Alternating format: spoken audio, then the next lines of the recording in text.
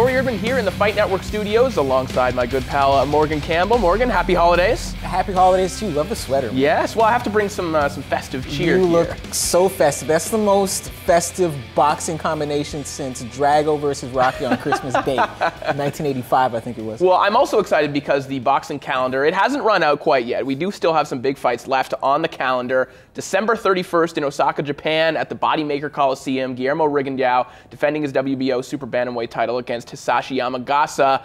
Yes, one of the best fighters in the world has been exiled from American television. How sad is that?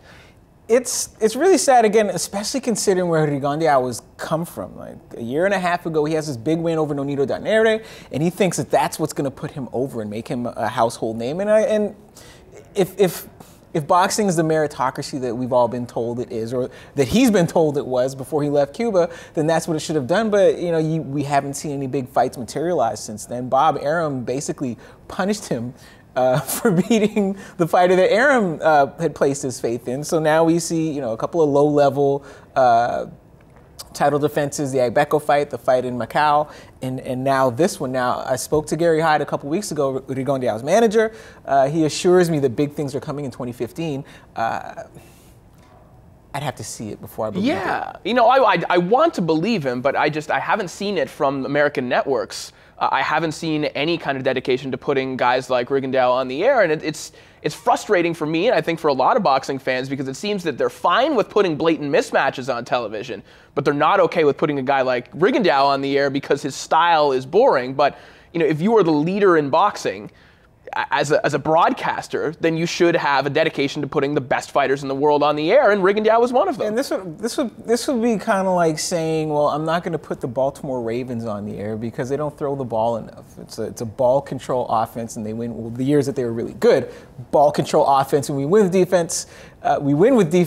That's not exciting to fans, so we can't put them on the air. We're going to relegate them to ESPN4, relegate them, to Fox Sports Regional Network. Again, and I understand that boxing is an entertainment business, but as you pointed out, a mismatch can't be any less entertaining than a guy who's just really cerebral and technical the way that Rigondeaux is.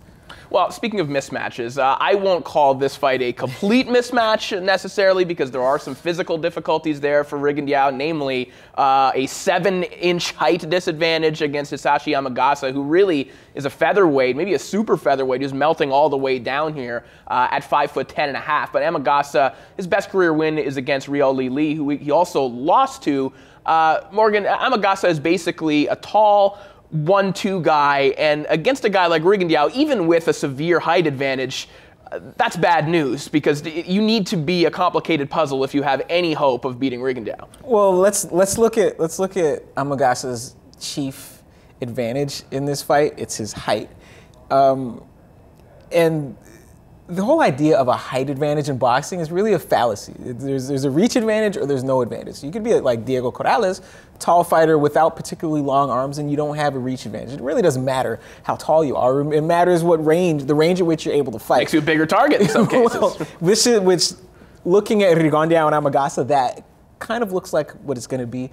The second problem with Amagasa is that this height, again, makes him a heavier fighter, which means his weight cut is going to be that much more dramatic, and I don't know that I like the chances of a weight-depleted tall fighter against a guy who's as smart and as accurate as Rigondeaux. Again, it does seem just like a more inviting target for body punches, so it could be a long night for Amagasa or a short one. Well, looking forward then, and you kind of touched on it, what's happening with Rigondeaux in 2015. Is it possible that he just stays in Japan? Because while we don't get to see him on American networks, these shows, this one put on by Kazuto Ioka and his promotional outfit, this is a big show. It's going to draw well. I don't know exactly what Rigondeaux's purse is, but I'm sure it's not paltry. Is it possible that he just stays in Japan and not necessarily rides out his entire career, but that we might see a stint of his career in Japan? I don't see why not. Again, there's been this long tradition of Latin American fighters kind of relocating to Japan, whether it's Valero or Jorge Linares. Roman Gonzalez. So I don't see, if Rigondeaux can't get the fights he wants in the U.S., and I don't see why they shouldn't be able to make that happen, except for the fact that he's a really good fighter, and even if guys can beat him, even if, say, Leo Santa Cruz can beat him, I don't know that he's worth the risk for Leo Santa Cruz, so maybe he does have to stay in Japan for a while, where maybe a broader commercial audience might have a little more appreciation for his craft than an American audience would. Well, regardless of who it's against, the boxing purists at this desk, we're happy to see him back in the ring, regardless of who he's facing and where it is. This fight goes down once again December 31st at the Bodymaker Coliseum in Osaka, Japan.